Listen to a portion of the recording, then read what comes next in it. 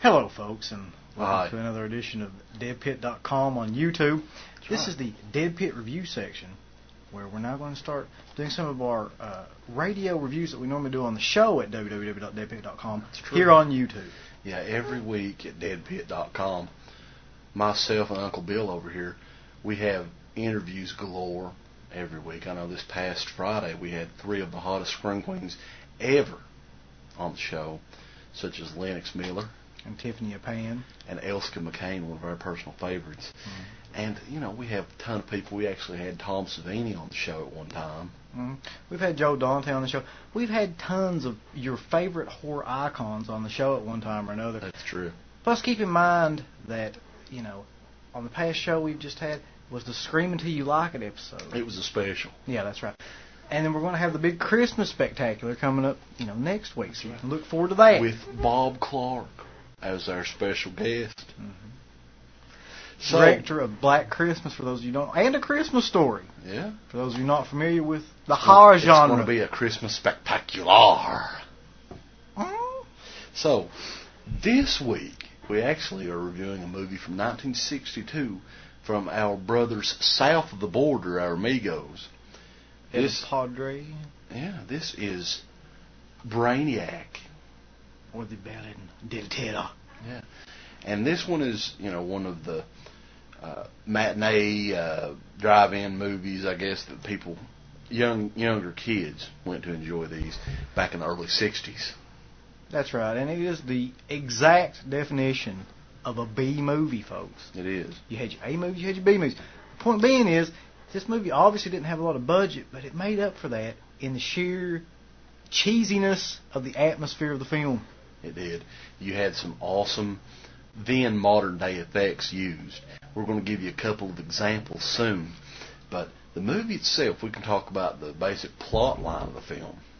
In 1661, there was a man who was a baroness, okay? And he was in prison for witchcraft, as almost all people are in horror films based around the 1600s.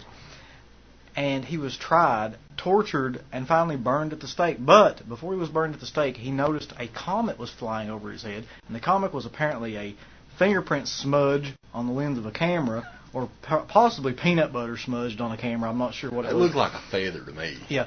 And so it worked nevertheless. Yeah, so he saw the comet, and knowing that the comet wouldn't be around for another 300 years because he was a master of astronomy for some reason as well, he placed a curse on all the ancestors of the people who burned him alive at the stake. He did. So we fast forward to 1961, and he takes his horrible revenge on the ancestors. Yeah, he curses them, says, "In 300 years I will be back, and I will murder all of your ancestors or descendants."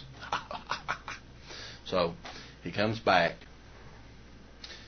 and he does this weird staring technique, which looks like someone shines a little flashlight in their eyes. Let's do a little demonstration of that right now. Let's show the folks how they do that.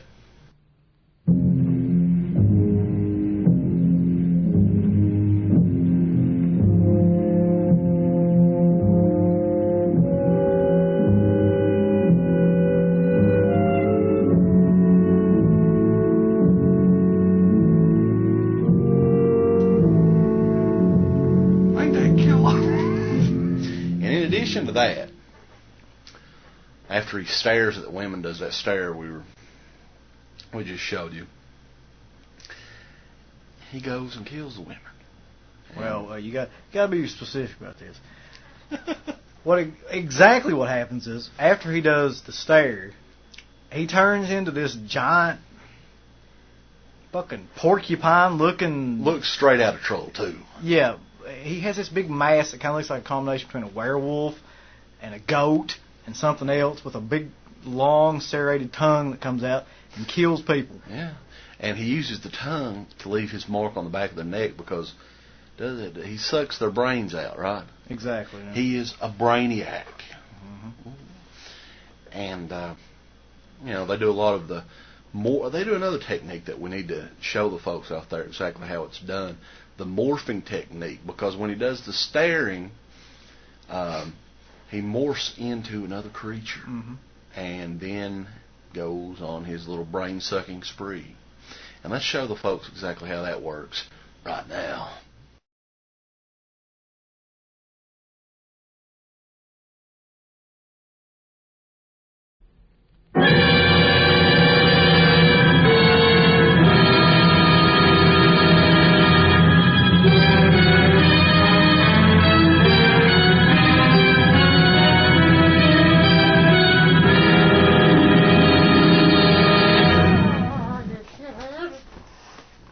So that was some of the techniques on Brainiac that they used.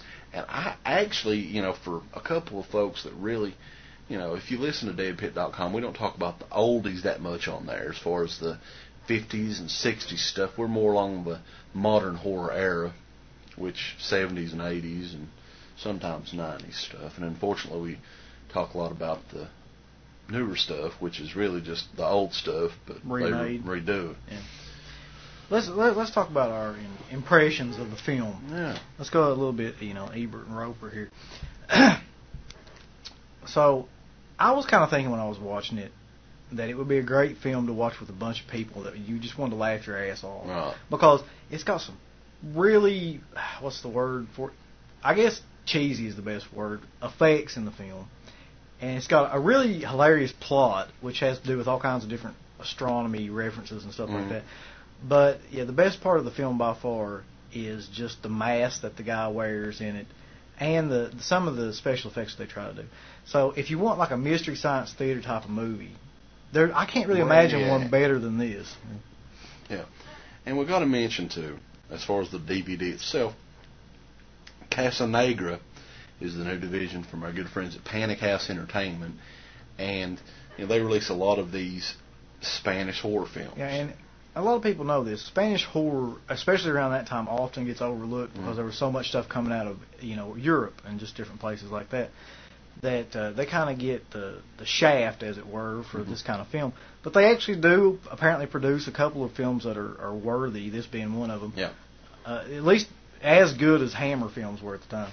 Yeah, I think they do an excellent job with these discs, and they're actually bilingual, through and through. You can choose optional dubbing.